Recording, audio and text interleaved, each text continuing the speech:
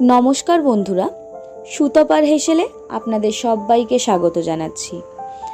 आजके आमी एकटा बहु पुरोनो मोचार रेसिपि आपनादेर सामने निये हाजिर हयेछि।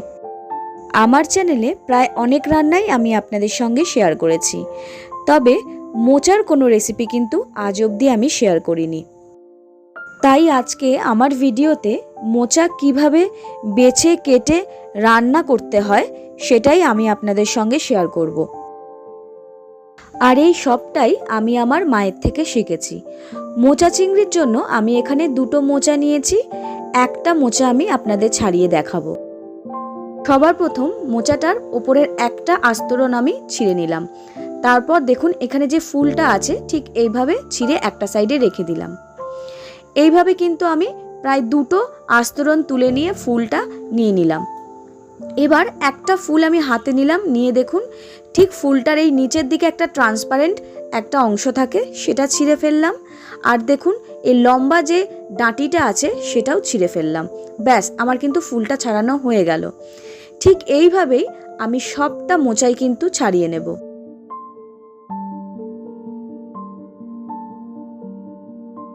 এবার দেখুন বন্ধুরা, আমি যে মোচার ফুলটা ছাড়িয়ে নিয়েছিলাম সেটা খুব মিহি করে কুচিয়ে নিয়ে আমি হলুদ জলের মধ্যে ডুবিয়ে রেখেছি, তাহলে মোচাটা আর কালো হবে না। কিন্তু মোচার সব অংশটাই কিন্তু ফুল ছাড়ানো যায় না, এই অংশটা আমি বটির মধ্যে মিহি করে কুচিয়ে নেব।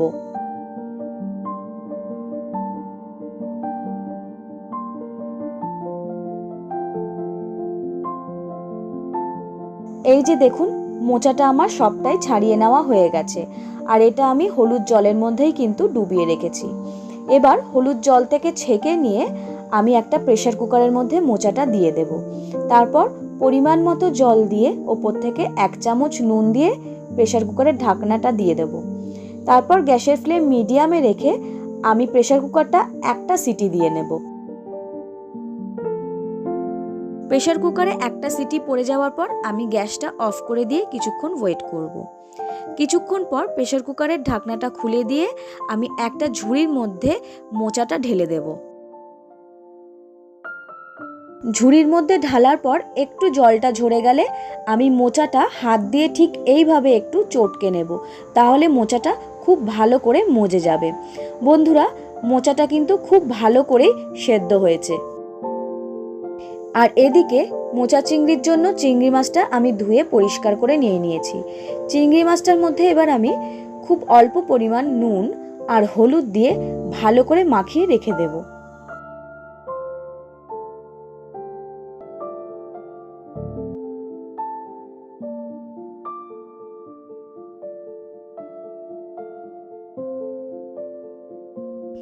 এরপর গ্যাসের ওপর একটা কড়া বসিয়ে নিয়ে তার মধ্যে পরিমাণ মতো সর্ষের তেল দিয়ে দিলাম। তেলটা আমি একেবারেই দিলাম আর পরে দেব না। গ্যাসের ফ্লেম মিডিয়ামে রেখে আমি তেলটা গরম করে নেব। তেলটা কিন্তু গরম হয়ে গেছে। একটু খুন্তি দিয়ে তেলটা নাড়াচাড়া করে নিয়ে নুন হলুদ মাখানো চিংড়ি মাছগুলো ভাজার জন্য একটা একটা করে আমি তেলের মধ্যে দিয়ে দেব। আর এই সময় গ্যাসের ফ্লেমটা কিন্তু একদমই লো থাকবে। আর মোচা চিংড়ির জন্য চিংড়ি মাছটা কিন্তু খুব বেশি কড়া করে ভাজা যাবে না। গ্যাসের ফ্লেম লো রেখে আমি চিংড়ি মাছটা দুটো সাইড হালকা লাল করে ভেজে একটা পাত্রের মধ্যে তুলে নেব।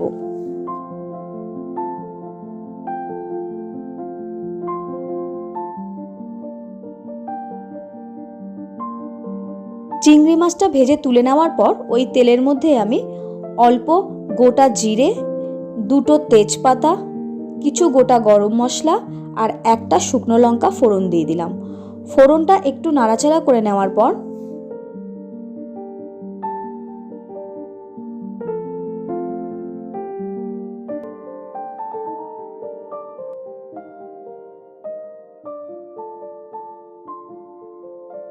মোচার ঘন্টতে দেওয়ার জন্য একটা মিডিয়াম সাইজের আলু ডুমো করে কেটে রেখেছিলাম, সেই আলুটাই তেলের মধ্যে দিয়ে দিলাম।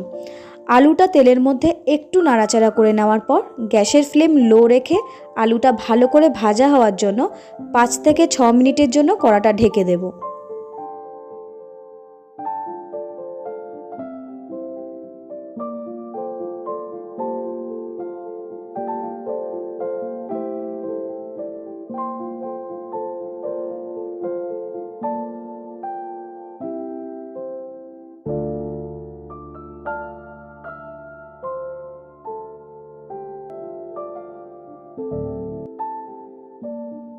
আলুটা লাল করে ভাজা হয়ে গেলে এর মধ্যে আমি 1 চামচ আদা আর কাঁচা লঙ্কা বাটা, 1 চামচ জিরে গুঁড়ো, 1 চামচ ধনে গুঁড়ো, অল্প লাল লঙ্কার গুঁড়ো আর অল্প হলুদ দিয়ে দেবো। আর সবার শেষে স্বাদ অনুযায়ী নুন দিয়ে দেবো। তারপর গ্যাসের ফ্লেম লো অবস্থাতে মশলাটা আমি খুব ভালো করে আলুর সঙ্গে কষিয়ে নেব।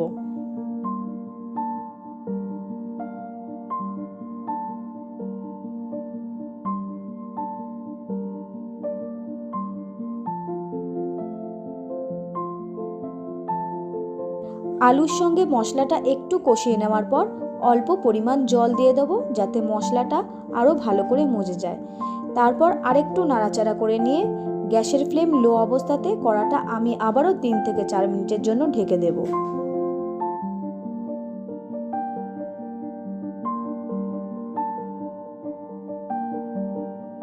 কড়ার ঢাকনা তোলার পর দেখে নেব আলুটা কতটা কষানো হয়েছে। দেখুন আলুটা খুব সুন্দর কষেও গেছে আর প্রায় সেদ্ধও হয়ে এসছে। এই সময় সেদ্ধ করে রাখা মোচাটা এই কড়ার মধ্যে সবটা দিয়ে দেব। তারপর একসঙ্গে খুব ভালো করে মশলার সঙ্গে কষিয়ে নিয়ে গ্যাসের ফ্লেম মিডিয়ামে রেখে কড়াটা আমি কিছুক্ষণের জন্য ঢেকে দেব।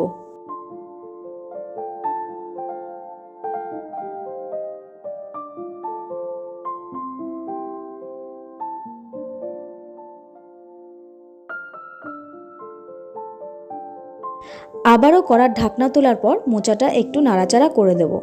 দেখুন মোচাটা বেশ মজে গেছে আর আলুটাও কিন্তু সেদ্ধ হয়ে এসছে। এই সময় ওপর থেকে 1 চামচ চিনি দিয়ে দেবো আর 4টে চেরা কাঁচা লঙ্কা দিয়ে দেবো। তারপর সবটা খুব ভালো করে আবারও মিশিয়ে নিয়ে গ্যাসের ফ্লেম লো করে কড়াটা আমি আরেকবার ঢেকে দেব। মোচার মধ্যে নুন ঝাল মিষ্টিটা যদি ব্যালেন্স করে দেওয়া যায় এর স্বাদটা কিন্তু একদমই অন্যরকম হয়ে যায়। আপনারা কিন্তু নিজেদের স্বাদ অনুযায়ী সবটা দেবেন। আমি এখানে গ্যাসের ফ্লেম লো রেখে বারে বারে কড়াটা ঢেকে ঢেকে কিন্তু মোচাটা রান্না করেছি।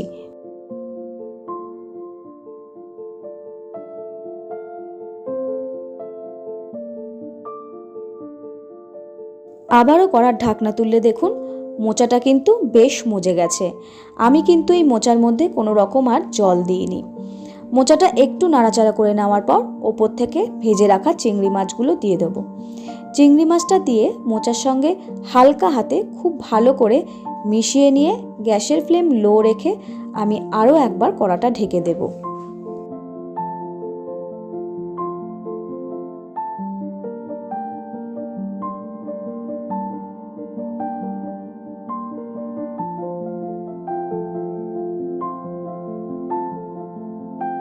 সবার শেষে আরও একবার কড়ার ঢাকনাটা তুলে মোচাটা একটু নাড়াচাড়া করে নেব আর দেখে নেব কোনো রকমভাবে যেন পোড়া না লেগে যায়। এবার আমি ওপর থেকে 1 চামচ ঘি আর কিছুটা গুঁড়ো গরম মশলা ছড়িয়ে দিয়ে মোচার সঙ্গে খুব ভালো করে মিশিয়ে নিলাম। তারপর কড়াটা ঢেকে দিয়ে গ্যাসের ফ্লেমটা আমি অফ করে দিয়ে কিছুক্ষণ মোচা চিংড়িটা স্ট্যান্ডিং টাইমে রেখে দেব।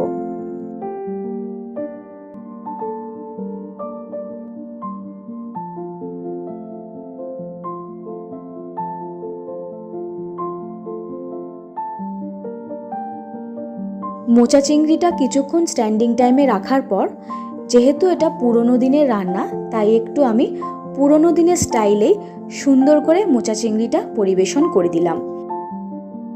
মোচা চিংড়ির রেসিপিটা হয়তো আপনারা সবাই জানেন। আমি ঠিক আমার মায়ের থেকে শেখা রেসিপিটা আপনাদের সঙ্গে আজকে শেয়ার করলাম। আশা করি আপনাদের ভালো লেগেছে।